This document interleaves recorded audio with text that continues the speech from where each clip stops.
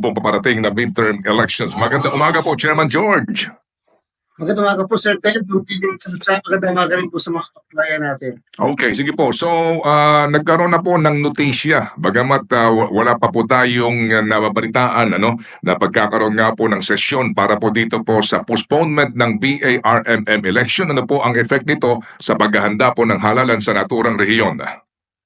Ang po natin ginawa, Sir Ted, ay kaagad natin ipinagpaliban yung pag-iimprenta ng balota para sa Bangsamoro parliamentary election. Ibig sabihin po, tuloy po yung pag-iimprenta para sa national and local election sa Bangsamoro, pero hindi po muna natin ipinagpatuloy yung pag-iimprenta para sa parliamentary sapagkat may posibilidad po, Sir Ted, depende doon sa provision ng batas, na magpapa-open tayo ng filing ng certificates of candidacy o kung hindi naman, kung ang nakalagay sa batas ay dapat kung sino yung nag-file ng candidacies ay yun na lang at hindi na mag-o-open. Pero ang problem po kasi, Sir Ted, ay yung pong 7 na allocation ng sulu para sa kanilang parliamentary seats ay mukhang kakailanganin na i-distribute doon sa mga natitirang probinsya.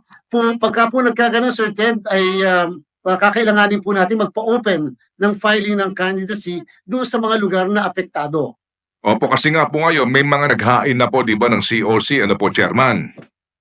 Opo, noong November 4, 9, Sir Ted, nakumpleto na po yung paghahain ng COCs doon sa mga existing na parliamentary districts. 25 po lahat yun, Sir Ted. Okay, sige po. So ang kainaman po dito sa pagkakataon na ito, hindi ho muna kayo mag-iimprenta ng balota at kung ano man po magiging aaprubahan na bersyon ng batas, doon na po kayo mag-a-adjust sa inyong pong mga gagawin pong balota at mga laman nito ng mga kandidato.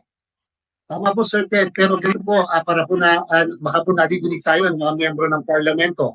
Kung sakasakali po na talagang uma-approve ay yung postponement at resetting ng Bangsamoro parliamentary elections sa October 2nd Monday ng 2025, ay kakailanganin po sana namin na maipasa yung mismong distribution ng 7 seats na dapat ay originally sa Sulu, pero sabi ng Supreme Court hindi kasama ang Sulu sa Bangsamoro. Dapat po sana bago mag-June o Hunyo ng 2025, maging maliwanag po yan dahil po kung sakali magpapa-open kami ng filing ng candidacy sa Hunyo so that makapag-imprenta kami ng balota po mga bandang July, August ng taon na ito. Pero yung pong sinasabi ho ninyo na seats na ito para po sa Sulu, no, na inyo pong ikakalat para po doon sa representasyon, no, sa bumubuo nga po ng BARM, kailangan niya ng kaakibat na amyenda sa BARM law? Ang mangyayari po, Sir Ted, ang talagang may kapangyarihan na mag-reapportion at mag-distribute nitong 7 na ito sa mga natitirang probinsya ay ang Bangsamoro Transition Authority, ang parliament po ng Bangsamoro, Sir Ted. Kung magkakaroon po, kakailanganin po sa ating palagay na i-amenda yung tinatawag na election code ng Bangsamoro na sila rin po may akda, ang administrative code ng Bangsamoro, ang local government code nila, kakailanganin din po nilang i-amend po yan at kung kakailanganin amendment naman sa ating organic law. Valid, of course, wala po makakapigil sa Kongreso na yan ay i-amend din dahil sa organic law kasi Sir Ted ay kasama pa rin ang Sulu.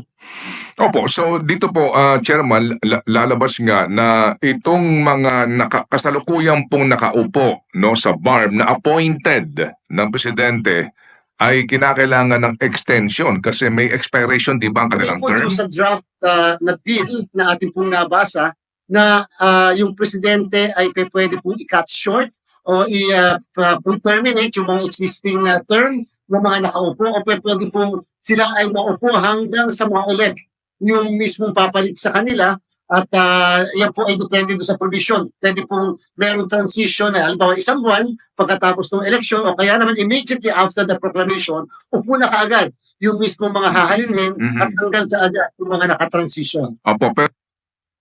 Pero ito hong kasalukuyan pong nandidiyan, hanggat hindi po ipinapawalang visa ang kanilang appointment at pag-upo po sa parlamento, obligado sila ngayon na gawin po yung sinasabi ho ninyo na ayusin po yung pong pag-distribute ng seats para sa kanilang parlamento. Sir Ted, at kasama na rin po dyan, again, yung mga amendments na sinasabi ko. Sir Ted, meron po malaking issue sa Bangsamoro kapag meron po dyan, original po yan na 63 barangays Ngayon po nagkaroon ng tinatawag na Special Geographic Area. Diyan po ay mga dating North Cotabato na ngayon ay 8 munisipyo, part na po yan ng Bangsamoro. Mukhang kakailanganin din po ng Kongreso na ito ay gawin bilang isang probinsya. Dahil po 8 municipalities po ito na ngayon ay part na ng Bangsamoro. Although yan naman po ay hindi requirement upang tayo ay makapag-proceed sa halalan para sa miyembro ng parlamento. Pero kung sakali ho ba na wala itong postponement na ito, yung sinasabi niyo na pangangailangan doon sa distribution po of seats ay will make complication kung tutuloy ito at wala pong postponement?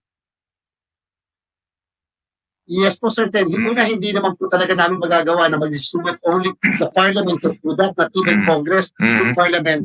Number two, Sir Ted, syempre po, may madidisenfranchise po yung mismong dapat na boboto doon sa pito. At pangatlo, Sir Ted, yung po kasi nakalagay sa Bangsamoro law ay 80 ang miyembro ng parlamento. Pag po nagkataon, Sir Ted, magiging 73 lamang yung magiging miyembro po ng parlamento, and therefore, technically violation po yun ng existing patungkol sa Bangsamoro. Okay, sige po. So, Chairman, pabor kayo dito po sa postponement na ito, personally. Well, personally po, Sir Ted, dahil gusto natin mag-focus na yes po, gusto natin mag-focus kasi sa Bangsamoro at ito ay ma-separate sana sa national and local elections. Natutuwa tayo doon sa bagong development, Sir Ted. At least hindi po matagal.